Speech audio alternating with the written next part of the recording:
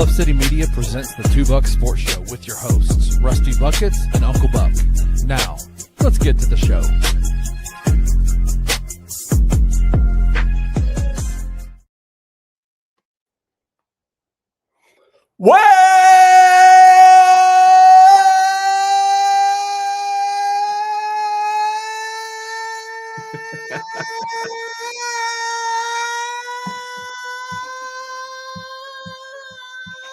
Get to the Two Buck Sports Show with your host, Rusty Buckets, and MIA Drew Gann. Uncle Buck, where'd he go? He is off at the campsite with the family for fall break. And so I've got the third buck from down under, Mr. Wayne Hunt, joining us today, a.k.a. Wayno in the comments, co-host of the former Courtside podcast, all things basketball in the great down under. Wayno, are you staying safe in the Outback and down under? I'm awake. No drop bears today. Always a good sign. Good. Yeah.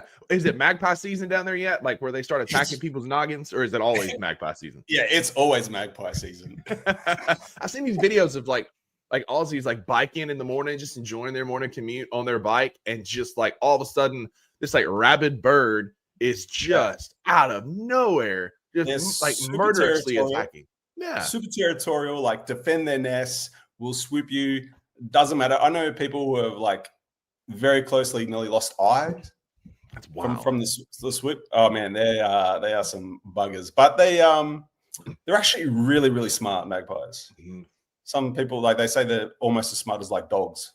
So yeah, I mean, birds are like highly intelligent, like, and then clearly they're territorial, they're aggressive. Like, I mean, I don't know, like, why is everything in Australia so angry? You're such a nice, like easygoing kind of guy, and then like everything else in Australia, from the fish to the birds to the snakes to the animals, are just like murderous rage.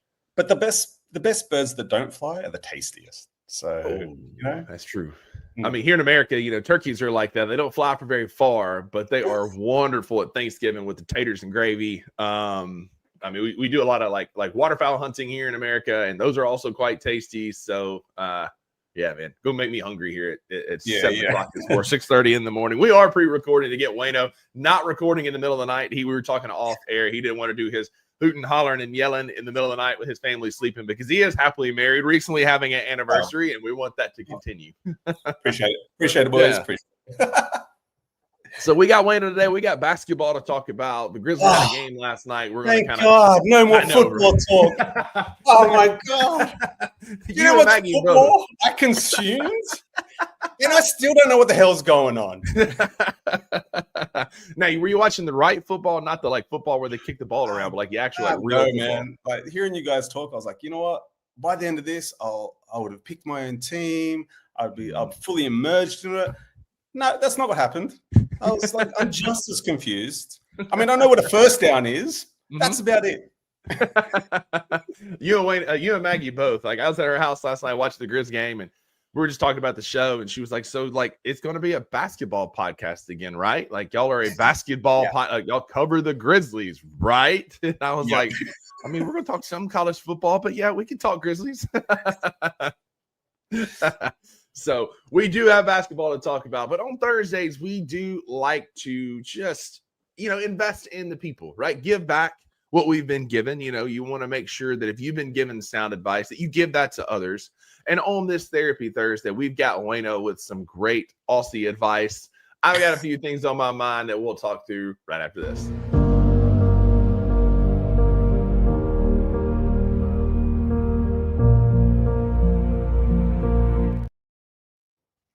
That's right. On Thursdays, we do offer sage, sound advice, and wisdom to our listeners and to our followers who we care about, right? And so it's not just sports. We do a little bit of buffoonery. I've been watching the evolution of something on social media that I can go first with, Wayno. Yeah, go. One of the things that I love nothing more than is social media. I do enjoy it. Keeps up with people. I can connect with people across this globe, in Australia, back in South Carolina, where I used to live, keep up with my family. Like, social media is really great. I get to watch my nephews grow up. It's how I watched them when I was living in South Carolina. But social media is not the place to air out your drama and your beef with other people. Although I will consume it if you put it on social media. And there is nothing quite like small town relational drama playing out on Facebook. And there's two things that I'm watching right now. And it's like a husband and wife kind of being catty in their posts, like back and forth. They're very clearly in a fight and in an argument.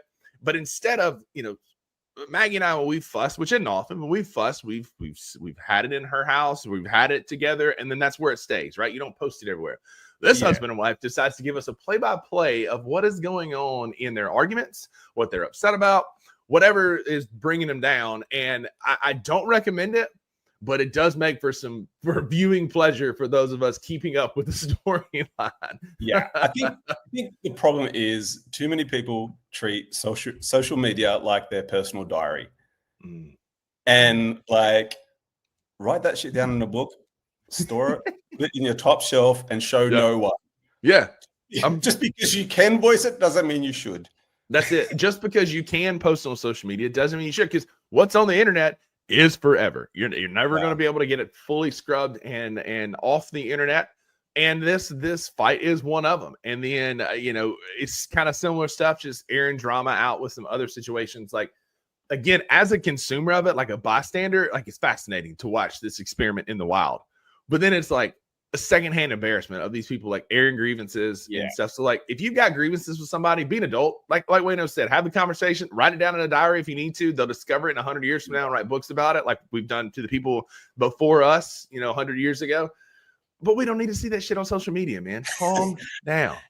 I mean, to your point as well, like I am also guilty of, how funny is it jumping on social media and realizing that the kids you went to school with are still stuck in a high school mentality. Like they haven't grown up. They haven't gone anywhere. They're still talking about the same stuff that they were talking about year 10, year 11, year 12. You know what I mean? Like, oh yeah, absolutely. I always find funny. It's like, man, you never went anywhere. You never what are you doing? You're still on the same street. Like, see the world, bro. My 20-year high school reunion is coming up on October the 18th. We're having a little get together, and I'm going to go because I do like the people I graduated with. But like, of the 60 people or so that I graduated with, like only like 6 or 7 of us went on to a 4-year college, and only a handful of us ever left Corinth. And so, like, I'm going to go and I'm going to see people, but like, it's going to be a lot of people that they see each other every weekend doing the same stuff we did. Yeah. Like you said, we're in high school and right out of it.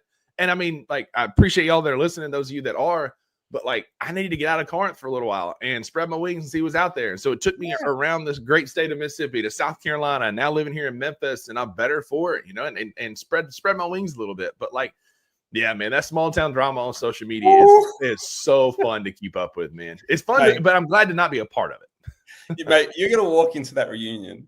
You're going to take 5 steps in, you're going to go, oh, this was a mistake. Yeah. I'm taking Maggie mostly to show her off because I'm like, she's with me, right? But you gotta die. Yeah. And then we're gonna have a little drink, have a little meal, and it's gonna be like, you know what? We really need to get back to the dogs. Like it's getting late. We got to get back to the dogs. I'm so sorry. What you got for us? You got any sage advice for the good listeners out here, man? Any wisdom from down under? Anything from the future, like lottery numbers or anything we should know about? I was there's so many things annoy me, and like I'm sure, like most people, it's all the little things. It's just the little inconveniences that like really tick me off. My biggest one at the moment is not like not the craziest thing, and I'm sure it's happened to everyone, but it's just like social media, like AI, like your phones are listening. Like I'll Google one thing randomly. Like, I'll check that out. And then I get a week of spam, like on the same topic. And like, that's been happening recently because I had to buy my niece a pair of these socks she wanted. And like with frills and stuff like that. So all I've been getting on my phone this past week's advertisement for free, like girls' socks, which is like, like super embarrassing also. It feels like a little bit inappropriate, but it's just at one time, like, I've paid my penance. I hear you. Yeah, man. Like even you don't even have to Google things. Sometimes you just be talking about it, and within 100%. A week, it's going to be an advertisement on your phone. They're always listening. It's like I want to take my phone and just like have some conversations that aren't recorded, right? Like where we can keep it kind of on the down low where we don't have to listen. But like, yeah, man, like it's kind of like what I said earlier. What's on the internet is forever. People are always listening. Like you gotta pretend, you gotta be like your mama's right there in the room with you. Be smart. Don't say anything like you don't want out there. And that's why I don't stress a lot about social media and stuff like that, because I know what I put out there. But also, like, if someone's going to find me, I'm pretty easy to find.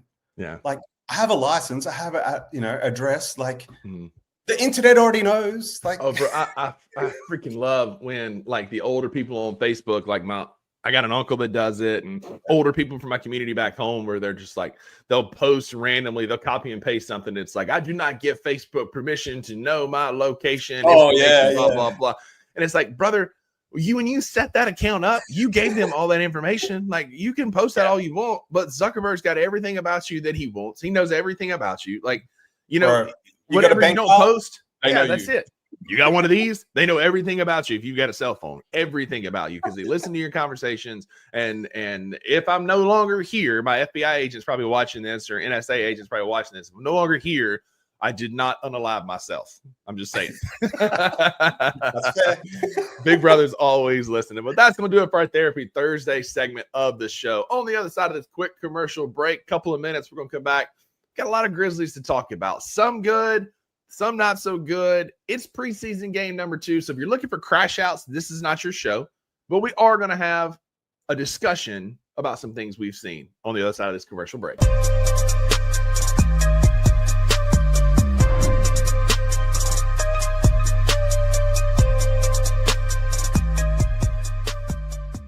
Did you know Jake LaRavia, our old friend Jake LaRavia, threw out the first pitch at a Dodgers game? Boy, how times have changed for Jake LaRavia. He threw a pitch out at a Redbirds game once, and then didn't get any playing time, and then was just shipped off to Sacramento. Now he's playing for the Lakers and throwing out the first pitch at Chavez Ravine. Are you serious? And he was the first call that they made. Yes. When free agency came about. How about that? My goodness. I told you Jake was going to be a player in this game. Okay, well, we'll see. Tune in to the Night Court Podcast with your hosts, Rob Fisher and Brevin Knight, on the Bluff City Media YouTube channel.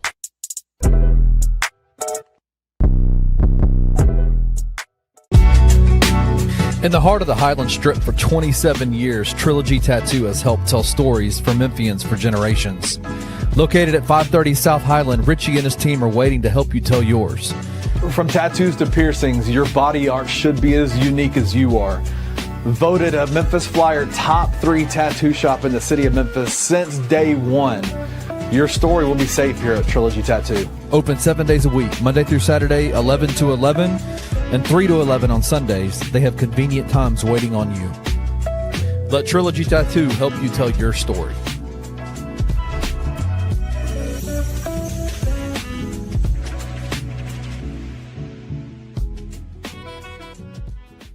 I've been there for every, Grizzlies coach, right? Coach Isolo, as far as like basketball acumen, man. Oh, God. He's up there with the Hubie Brown, Mike Fratellos of the world, like as far as basketball acumen. Both of those dudes were longtime coaches, commentators, all those type of things. The stuff that a lot of these teams are running in the NBA, like the Pacers, OKC, all these type of teams, that new style of offense. The thing is, man, it's like low key, they running the shit he was running in Paris. Like he's like, y'all he on his Soldier Boy shit. You know what I'm saying? Hey, like y'all stealing my shit. That's the shit I was doing overseas. I am concerned with how, not that I think it can't happen, I don't think it won't happen, but I just want to know how much emphasis there's going to be to make Jaren a focal part of this offense. For years, we saw Taylor Jenkins really not know what to do with Jaren Jackson Jr. Kind of not running together, or John Morant together, not really running any plays for Jaren other than Jaren ISO. Tune in to the Anthony Sain Show Monday through Fridays at 1 p.m. live on the Bluff City Media YouTube channel.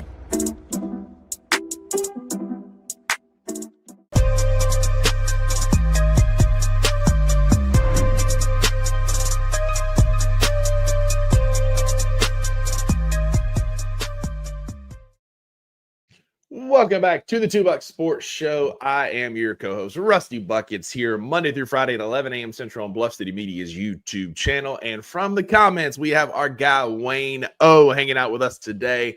Wayne O, the Grizzlies played basketball last night in a young early preseason. They're on the court. Yeah. You know, Coach Tomas Isolo said before the game, some players are really going to get ramped up tonight, and we're going to get some big minutes from some guys. And apparently that was Javon Small and Lawson Lovering, who aren't really going to play a whole lot in the regular season. Well, I mean, looking at the stats sheet and, you know, the minutes played and whatnot from game 1 to game 2, game 1 against the Pistons really felt like he was, you know, seeing what his potential starters could do for him. Sure.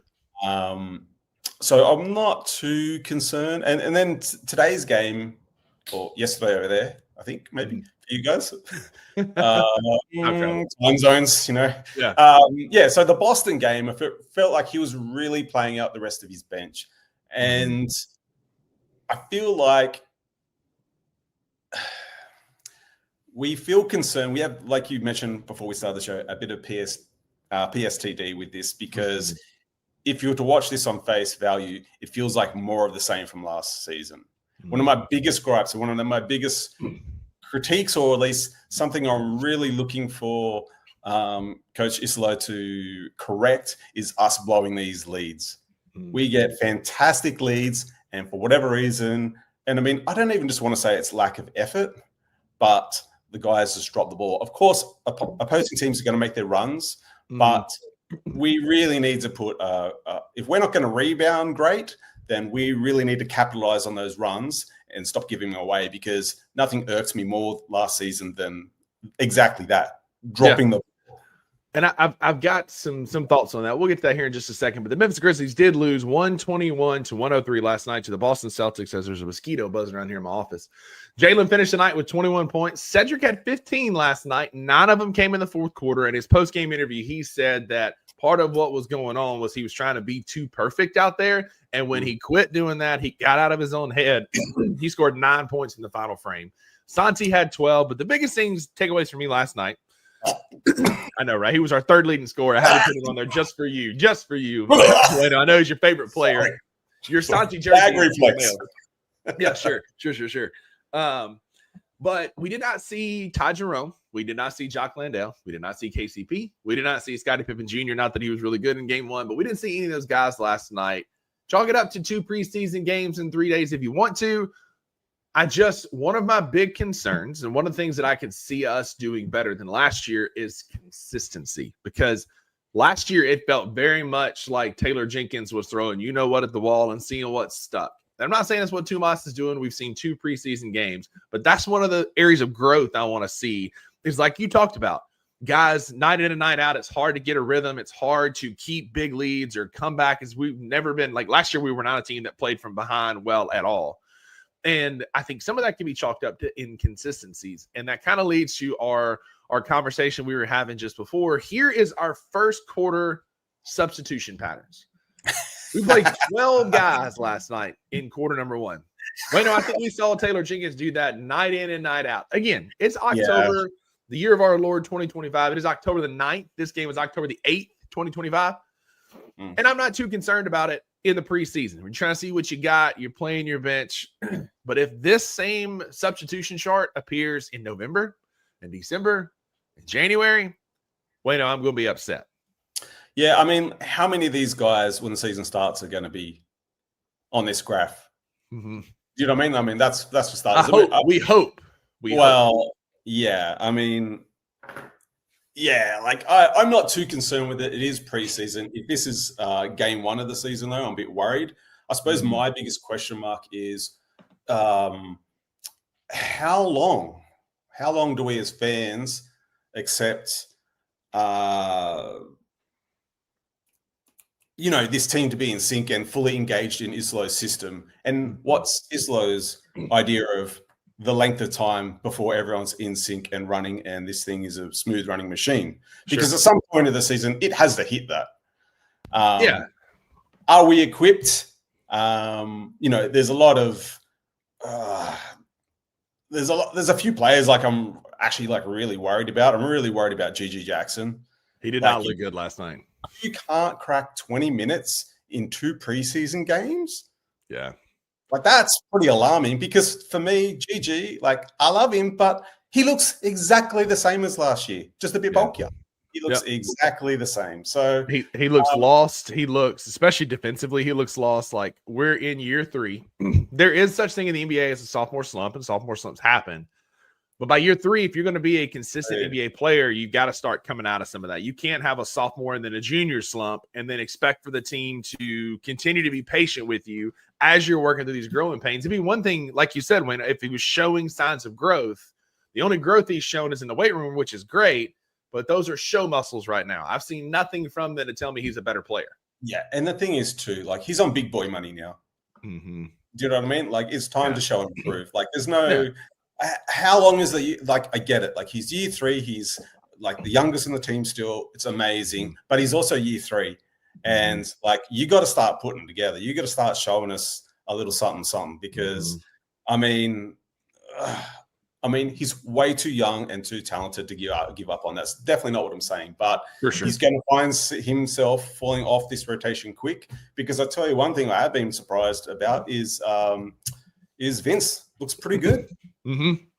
Last night he was 0 for 7, 0 for 5 from the field. He looked good defensively. He's moving well, and I think it's just a matter of time for he starts to click. He's definitely one of those guys I think that's like fallen off everyone's radar with the trades we made and who we drafted. So he can, he's an easy target for people to forget about as far as us fans go. But he's also one of those guys who could like be a real key for us as well. So I said all last year that I did not think he was fully healthy the entire season. I think he came back and his ankle just wasn't quite the same. He had the knee issue. Like, he just never was healthy last year. And for a guy to go 0 for 7 from the field, 0 for 5 from 3, but finish the night as a -5, like, that shows some defensive effort. That shows some hustle. He had 4 assists. So it's not like he was just a complete wash in the stat sheet. Yeah. But I think Vince has a real opportunity here because the way you get on the floor is through defensive effort. And he played solid defense last night. He played 18 minutes last night. And he looked the part, right? Like, he looked like he was moving better, looked more like an NBA player. He looked part of the system. Like, he looked part of the system. He looked like he understood what was going on more than Gigi did. And that's a huge part of it because, like, Gigi's looked completely lost last night in that game, completely lost. And I hate that because I've been standing for Gigi more and stronger than just about anybody.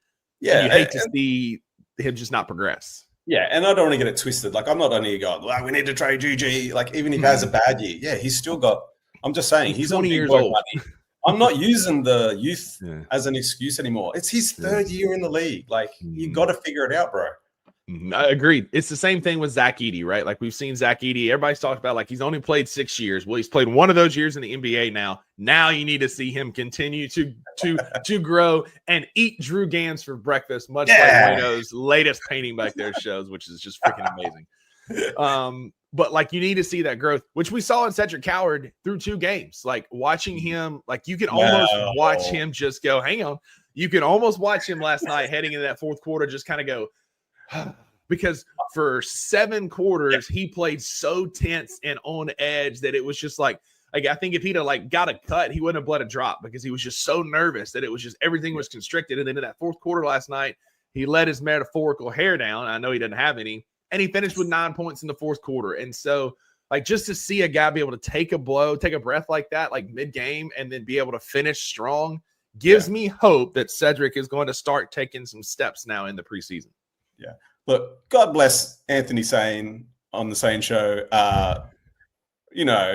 out here talking about Michael Jordan. And Coward comes out here shooting like Reggie Jordan. What are we doing here? But, I also, with everyone's camp, I'm not worried about the shot or anything like that. It's too pure. Yeah. And he looks good. If he wants minutes on the court, he'll do it through his mid-range.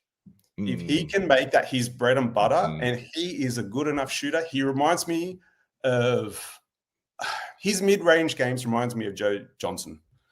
Ooh, he sets himself up. He's always shoulder square to the basket, and it's just a smooth release every single time. So he needs to make that mid-range his bread and butter, and obviously shoot the 3 when he's open.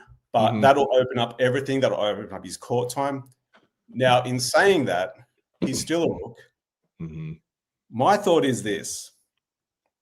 He hasn't touched the ball in how long? Like 12 months or so? That was something they were saying? Pretty much? November of 2024. Yeah.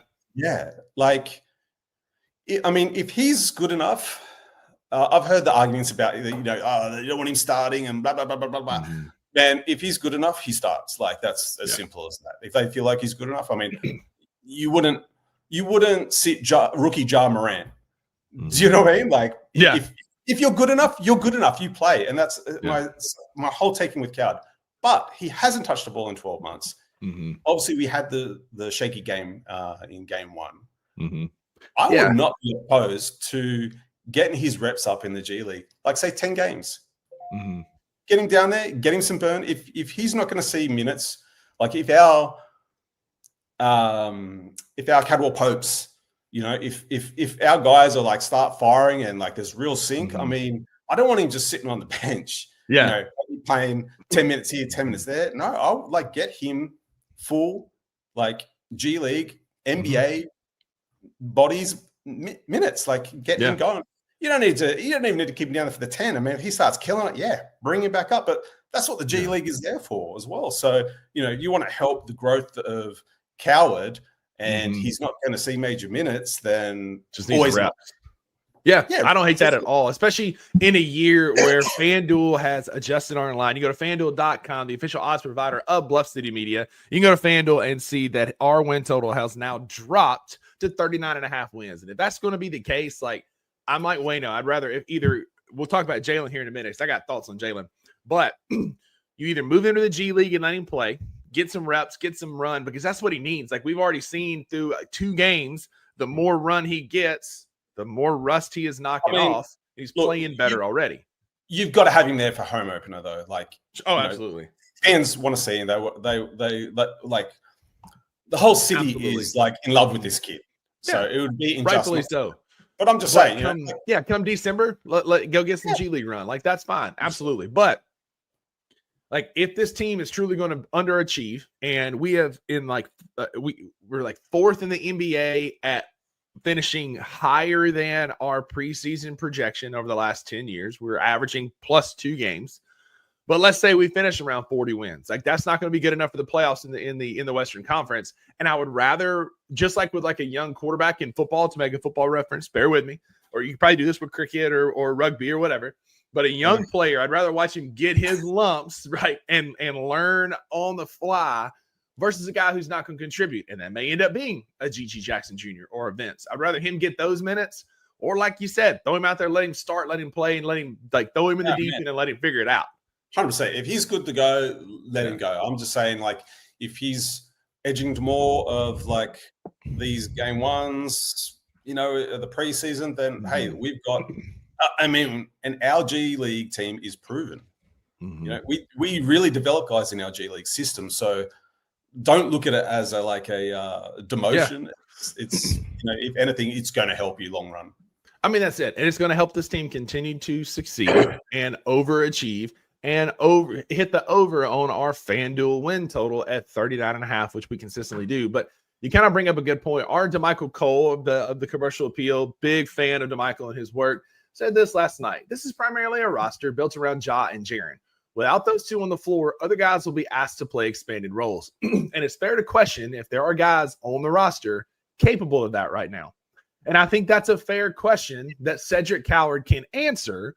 And I would rather him be the guy answering that question than, let's say, a John Conchar or a Gigi if he's not going to figure it out, a Vince if he's not going to take that next step. I definitely over Lawson Lovering. No offense to that guy. I know that's not the same position, but I'd rather like Cedric get those minutes and figure it out as a guy who's going to be contributing for us in the future. Like let him get those minutes, get that run versus the guys who may not be capable of supplementing Ja and Jaren based on their play right now in preseason game number 2. Quick question for you. Did Scottie Pippen Jr. figure it out last season, or was he just highlighted because Triple J couldn't figure it out in the playoffs? That's a very, very good question, because I'll say this. Maybe it wasn't that Jaren couldn't figure it out. Maybe it's because Oklahoma City threw everything they had at Jaren. It left Scotty wide open, and he couldn't help but make those shots. I agree with that to a point. But if you're the man, even the number two option, you got to find a way. Listen, I stand for Jaren hard on this network, and I'm throwing a bow. I'm throwing the biggest bow that Caruso's ever felt in his life. The sweat on my elbow will touch his tonsils. That's what I'm doing. Like, what are we doing here? He will not go as hard at him. Like, he's just Jaren. I've always said this about Jaren. I love him. I love his game. Yeah. Total unicorn, and you take with that, like, all the good and the bad of what a unicorn does. But he needs a mean streak, yo. He needs a mean streak. And I said on my first appearance on the $2 show that, like, totally lost my train of thought. Got myself all worked up and lost my Talk about Jaren's mean streak. He has one in the regular season, but that mean streak needs to appear in the playoffs, because there are times where we've watched him take over and just bully people in the regular season. But I want to like a primal yell. I want to get him teched up. Like, I just want a bit of let that opposition team know you are there. He's the tall Mike Conley. You remember Mike was just so nice on the court. Like, he wouldn't say a cross word to anybody. He wouldn't say anything negative to anybody. Like, Jaren is our new Mike Conley, but about 8, 9, 10 inches taller.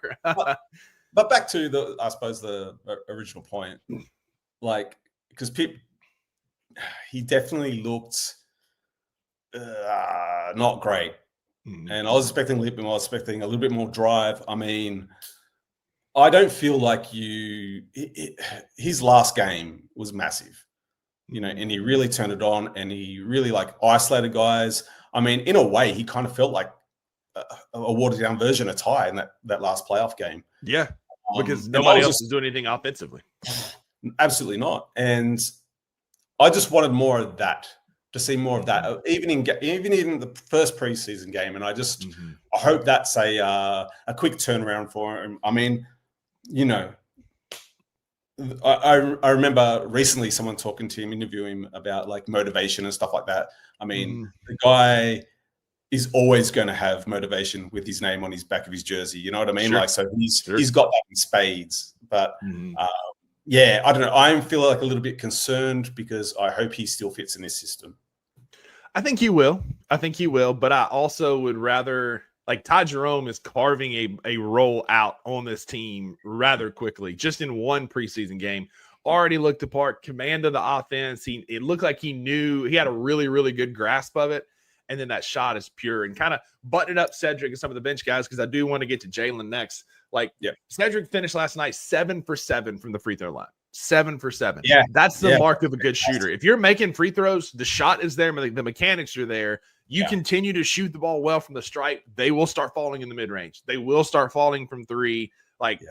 If he was 0 for 7 or 2 for 7 from the free throw line last night, then we might have some issues. But 7 for 7 last night from the free throw line gives me hope that the shot is there. Yeah, and that goes back to the bread and butter of the mid game. Having that mid-range game and be able to like hit those shots and create in traffic, like that's all part of that. That's all part of like living on the free throw. Like they have to make a decision with you. And the bonus with him is he can hit the 3 ball too. So he's not like a big man. Sometimes we're a bit limited, and got an awesome mid-range game, but Val used to kill me like that, like he'd pull up for those threes, and I'll be like, oh God, like great when they went, but like when they didn't. That's exactly right. But speaking of great when they went, Jalen Wells had himself a night last night. Let's talk about Jalen and what Tomas Isla said about him after the game last night. Jalen finished in 24 minutes, 6 of 9 from the field, 3 of 5 from 3, 6 of 7 from the stripe. He had 3 assists, 1 rebound. 3 fouls last night, but he led the Grizzlies with 21 points. And Tomas Isla is saying that Jalen is going to get a much more featured role on offense. And I'm telling you, if he shoots the ball like that, if he can continue to find offensive holes, he's looked so much smoother and so much more polished in his sophomore campaign already through 2 games, just with being able to impact offensive basketball through a dribble drive. People are respecting his three, which is going to help space the floor for a Ja Morant or a Jaren Jackson Jr. in the paint. Wayno, like, I like what I'm seeing from Jalen Wells so far through 2 games. I'm always interested in Wells in how much further he can improve his defense. Mm-hmm. I know that like that's the best part of his game, and like something that like when you're good at something, you just kind of like take for granted. You don't like, obviously his outside shot is a big thing, and he obviously works on that a lot. And we saw him develop that last year and kind of fade out. Like, it wasn't great towards the end, but it was pretty solid. But I'm always just like excited to see how much better his defense gets, especially now. Like, year 2 for him, and he already looks like he's starting to build a bit of a bigger body. So he's going to be able to take bigger hits. He's going to give bigger hits. And I think he's just going to be an absolute nuisance for opposing teams. Yeah, again, like, he's going to impact this team more defensively because that's where he hangs his hat. But the exact quote, DeMichael Cole again, last night, Coach Tumas Isalo said Jalen Wells is being asked to be a secondary playmaker in the offense, and he feels like Wells is doing a good job. This will be, and this is DeMichael saying, this will be a key development this season. If Wells is strong in that area, offense, it really elevates the team. But that's a big if this continues. I think it can, but I'm like you. Like, with Jalen, like, that's great that you're a playmaker when we need you to be. But on an offense where you're going to have, like, Ja obviously feeding first, then you got Jaren eating second. I think that's, like, Edie's in there as well. And then you got KCP and you got Jalen kind of competing for shots. If you put me, like, feet to the fire and say you can only have one from Jalen, I'm going to choose defense simply because of the playmaking we already have on offense. Not you can never have too much playmaking, but I would rather Jalen, like you said, continue to develop that defensive game and be the fourth option on offense. I feel like the quote's a bit smoke and mirrors, to be honest, because it's like moving on from Bane is a less is more kind of situation for me with the Memphis Grizzlies. It means more job, more Jaren, and it's also a more defined role for Jaren as well. It's like he knows he's going to be getting his touches because there's no baiting on the outside. So everything outside of those two, I'm a bit like, those guys just got to take their shots when they come. I don't really need to see Jalen Wells like take shots unless he's open. Do you know what I mean? Like, I want the offense to run through. Like, it's going to be pick and rolls. It's going to be like heavy screens. It's going to be Jar attacking the basket and kickouts. That's what it's going to be. I mean, I don't know. I suppose I need to see it in effect because I don't really want to see Jalen Wells in a Bane situation. No. Yeah. If we're going to see that, I'd rather be KCP because there's a proven product there, right? Because he's shown that he could be that guy, that 3-point option for us. But again, in the hierarchy, like, it's going to be down. He's going to be down the list, well below Ja Jaren, probably KCP and Zach Edey getting fed in this offense. But to wrap up last night, and then we'll get into a bit more of, then I want to talk kind of what you've seen from Tumas Isalo so far. I did appreciate seeing some of the chippiness last night. You know, we did have that shoving match with Jaylen Brown and Vince Williams Jr. And that was one of the things no, that's what I'm saying. That's one of the things that Isalo had said was that we're getting chippy, where guys are being more aggressive as they're competing for spots, and they're playing with pace, intensity, and aggressiveness. And that aggressiveness and intensity, like, I'm here for it. It was more fight than we showed down the stretch last year in one little incident than we saw all the back half of the season, except for Cam Spencer going toe-to-toe Kevin Durant. Like, it was nice to see a sign of life from Vince Williams Jr. last night. Yeah. Yep, I agree. But lastly, before we get off of it, Wayno, again, our FanDuel win total has dropped to 39.5. It was 40.5. Based on what you've seen through 2 games, I want you to overreact, underreact here. Do you think we're going to hit the over or under on 39.5 wins this year? Over. Attaboy. Good answer. Good answer. Short and sweet. Talking about.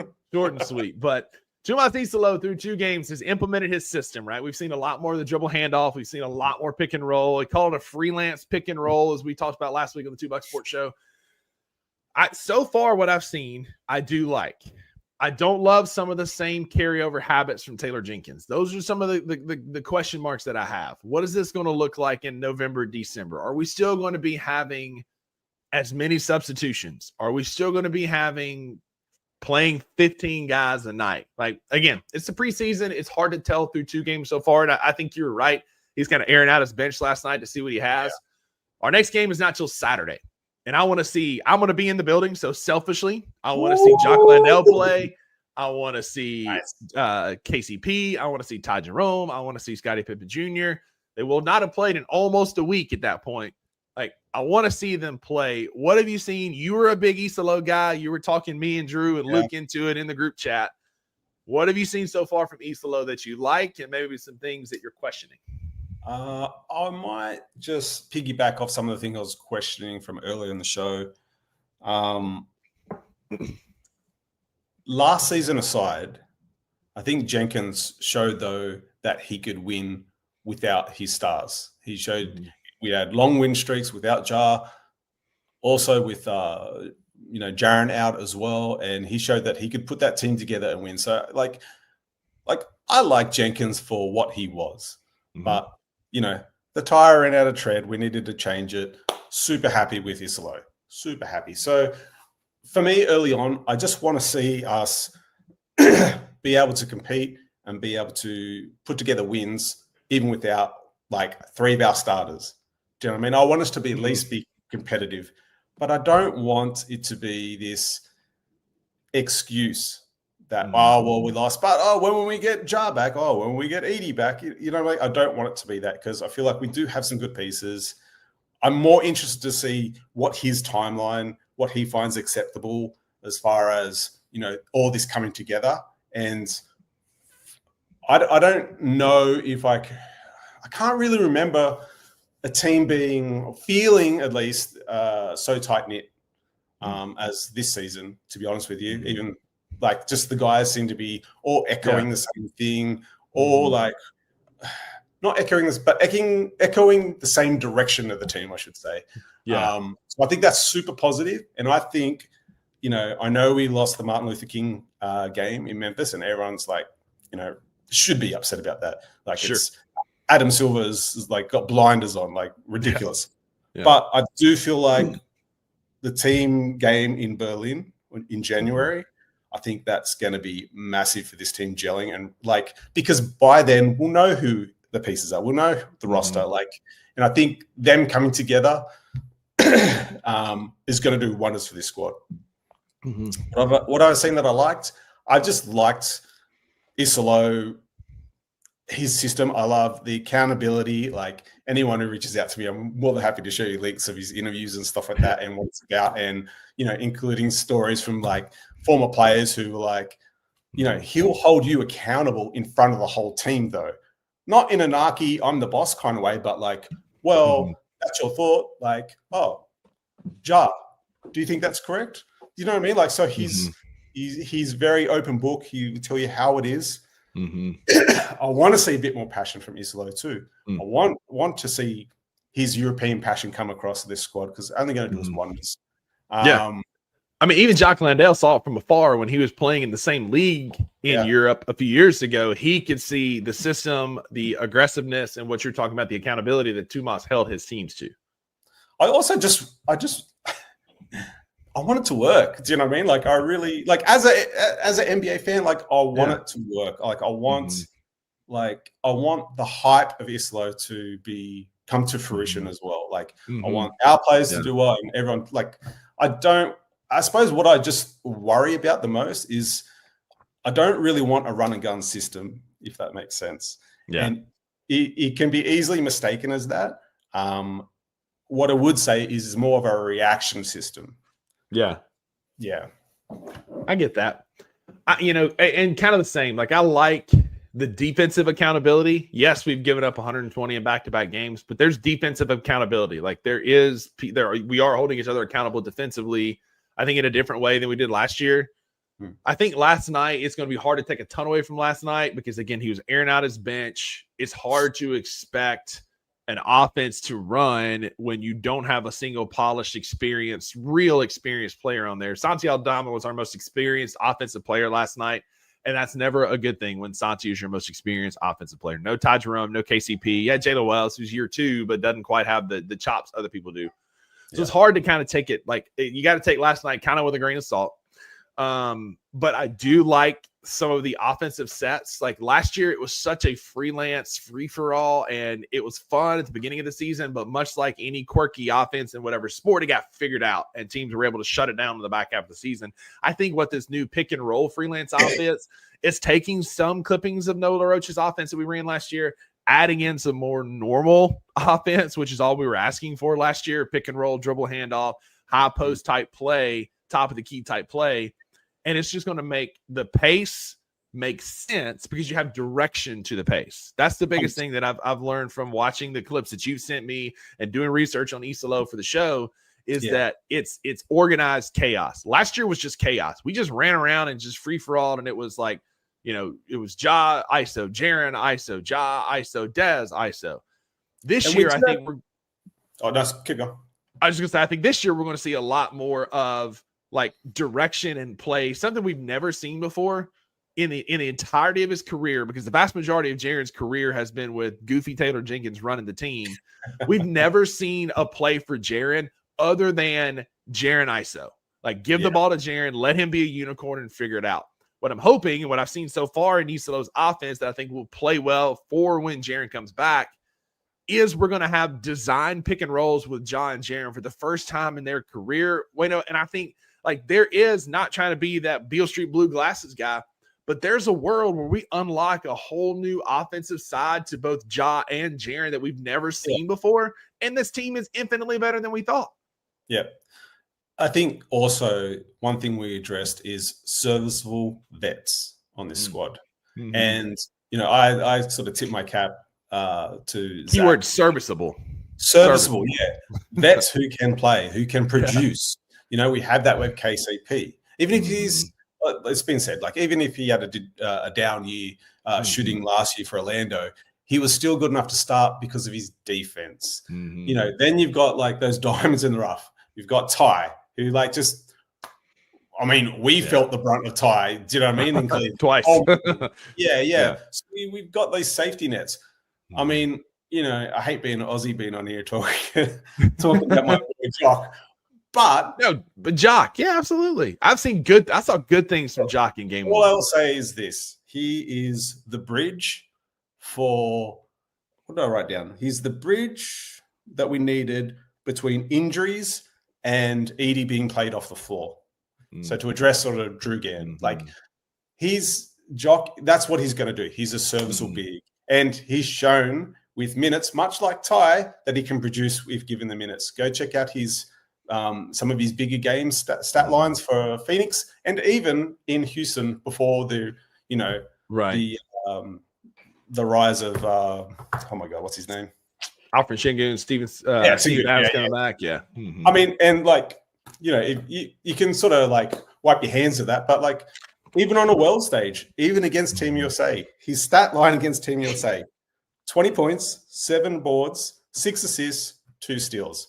So he's more than capable given the minutes. And there's a reason why he's our starting center on a national squad. Like he's not athletic in the fact that he's going to jump out the gym. Mm-hmm. He's athletic in the way he can get up and down the court, much faster obviously than an Edie. Mm-hmm. He's blue collar and he's like Memphis fans are going to love him. They're going to love him.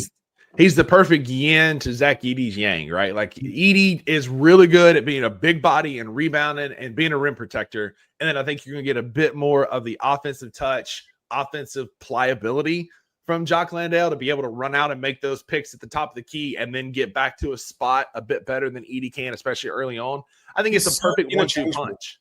Yeah. Whatever lineup you want to go with, he's so interchangeable. You could play him with Jaren. You could play him with Edey. It doesn't matter. If one of them's out, he's more than capable to step in. Like I said, he's that bridge that this team has needed, which we didn't have last year because normally that guy would be Brandon Clark.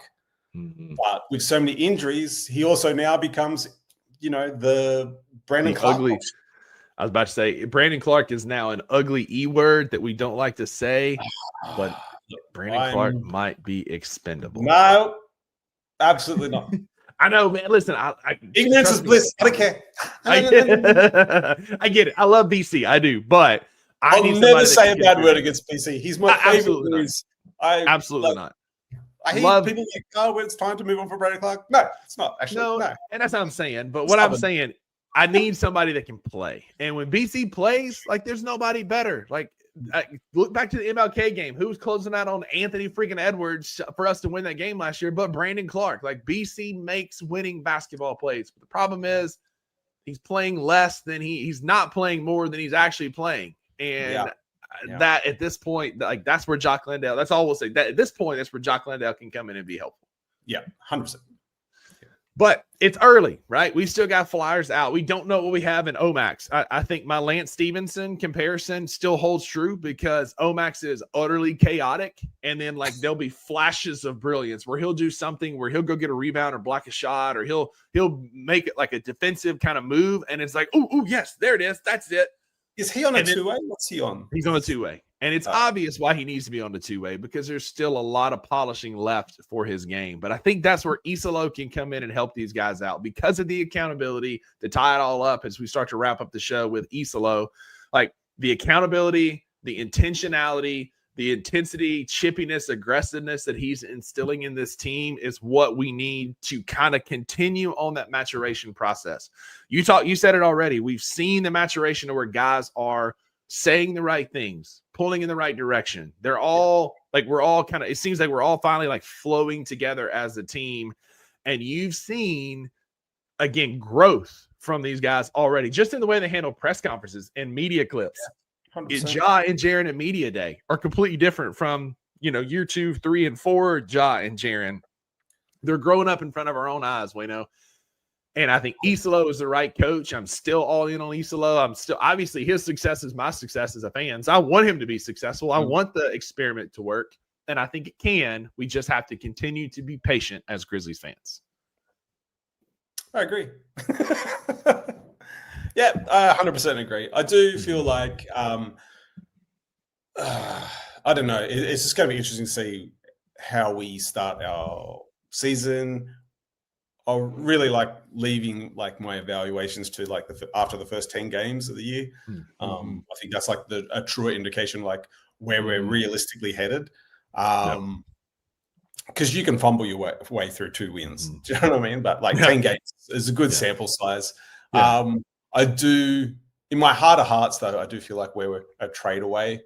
I feel like the whole less is more approach with Bain, I feel like another one is needed to just align the rest of the roster. It feels like we're great at the top, we're great at the bottom, but in between just feels like a bit of a mess. And, I heard today Laurie Marketing and Utah are open to suggestions. So that is, if I could clear up a few roster spots and tighten the ship a bit. I mean, look, $42 million. But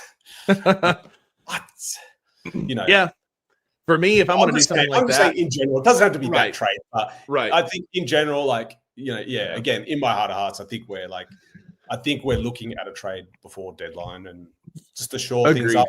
Everyone knows where they're at, and I think because by then Islo knows what he's missing. And I think what we've seen so far, it's rebounding. We out-rebounded the Celtics last night, like 53-49, but we got dominated by a really good rebounding team in Detroit in game 1. Again, it's 2 preseason games, but early on what I'm seeing is we need rebounding, and Zach Edey coming back may solve all of those issues. And it'll solve a lot of them because that's what he does. That's his bread and butter, right? Exactly right. But I do think our team is a bit deeper. Last year, we kind of had like that faux depth, almost like we were kind of front runner depth, right? Like I think about those false front buildings, right, where it looks great on the front, but then you realize, it's not that it's not that deep. I think this year, like you said, our top and bottom is better. We just got to figure out that log jam in the middle, especially at the wing position. Who's going to be the guys that step up? Yeah, and everything I've seen of Islo in his European teams, like he is really heavy on his guards rebounding the ball. And I feel like, like that was to Bain's credit last year. Do you know what I mean? And that's why he worked in the system. I mean, he just couldn't run, he couldn't run the play, like he kicked the ball or like, it just drive you mad. But, as far as like a rebounding guard and, we have like, Conchar as well, but like, it's Conchar, it's Jitty, but I feel like after 10 games, we'll really see what his system looks like, and I think it'll involve more of our guards rebounding the ball as well. Yep, exactly.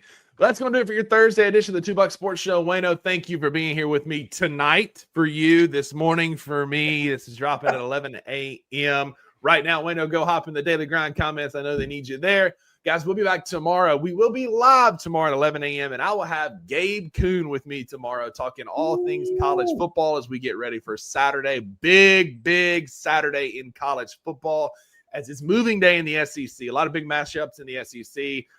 Gabe will help me break those down tomorrow at 11 a.m. live on Bless the Media's YouTube channel. Wayno, man, again, can't thank you enough, brother. It's always fun talking hoops with you.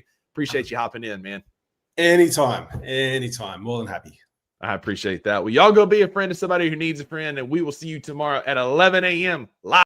Thank you for listening to the $2 Sports Show. If you enjoyed this episode, leave a rating and a review wherever you download your podcasts. Also, like and subscribe to Bluff City Media's YouTube page.